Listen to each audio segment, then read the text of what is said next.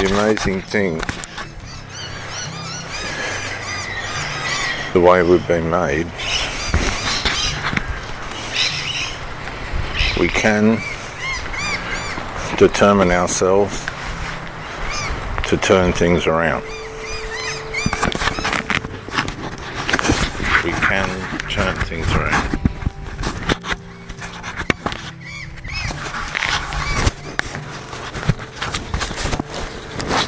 But the motivation for turning things around, come on Hank, let's go please, comes from in many different ways. Sadly, it usually comes through pain and suffering.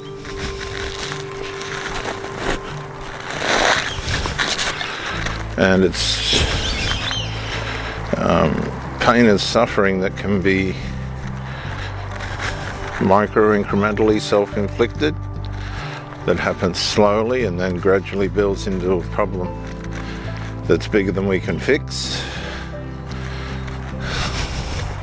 Negligences, small negligences that we ignore, that we know about, but we ignore.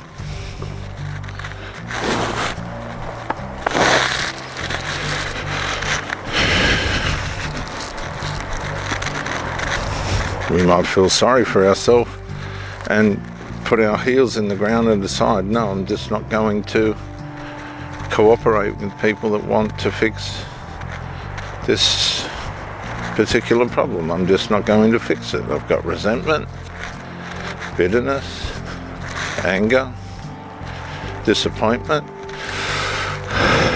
and my way of paying the world back for the way I feel is to not fix an obvious problem. I'm not going to fix the obvious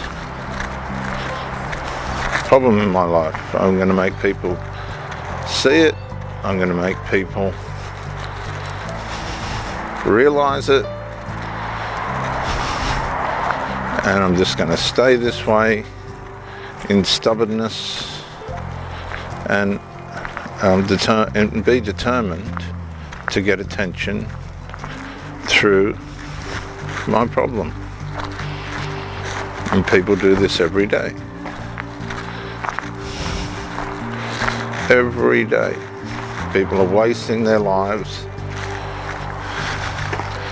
not fixing problems that they could fix. It's got nothing to do with God's help or the devil or religion and all that. All you have to do with religion basically is believe on the Lord Jesus Christ and you will be saved, but that's too hard for most, because we get into religion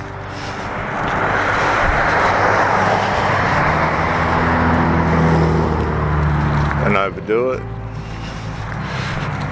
We go all too far with that until we wear ourselves out and don't want to do it anymore.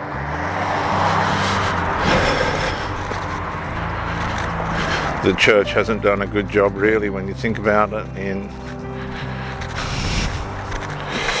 just keeping it as simple as believing. They've gone way too far. As soon as you add to faith, saved by grace, the trouble starts.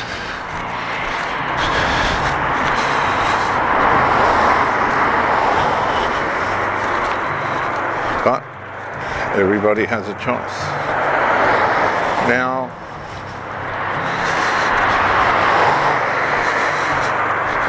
everybody can change for the better. And if they choose not to, because they like the things that are harming them,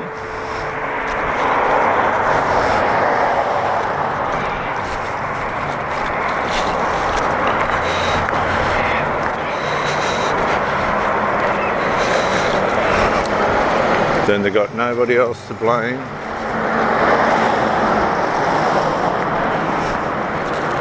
but themselves. So where do we go from there? If the baseline is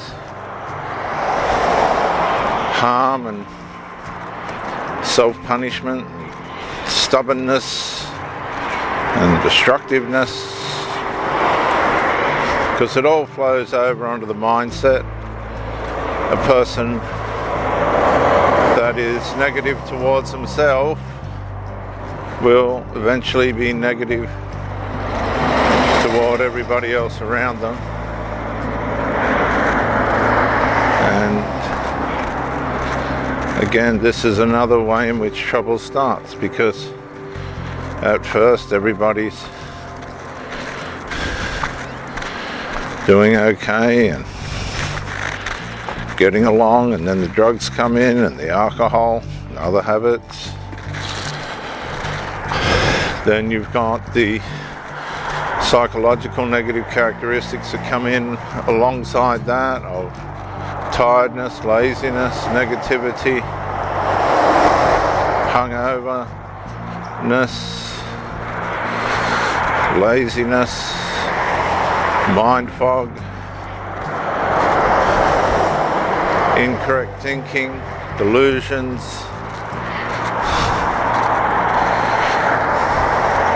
arguments, dissensions,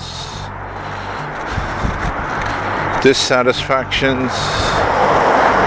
All these things are followed by wrong thinking.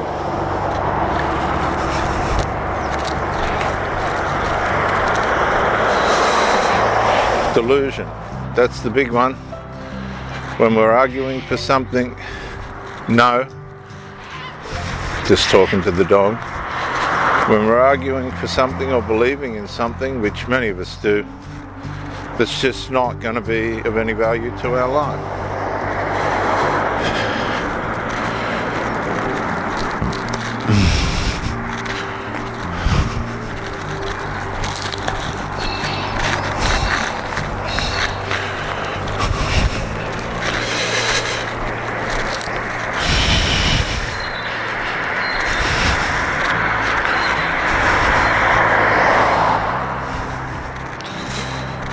Our partner starts to get tired of us, or we start to get tired of our partner.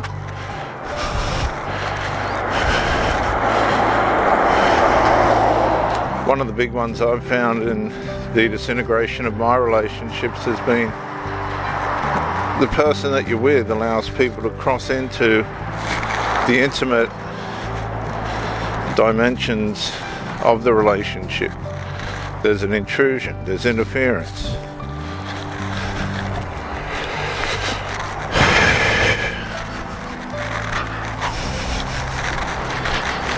And you bring it up and, you know, you're on the back foot because usually it's somebody like a family member or someone significant in that respect.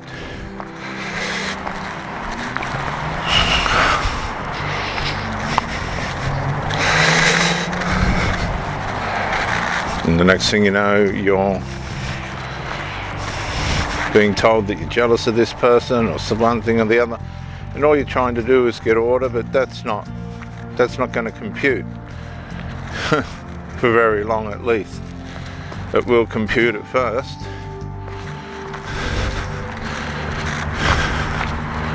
But then if the person that's causing the trouble continues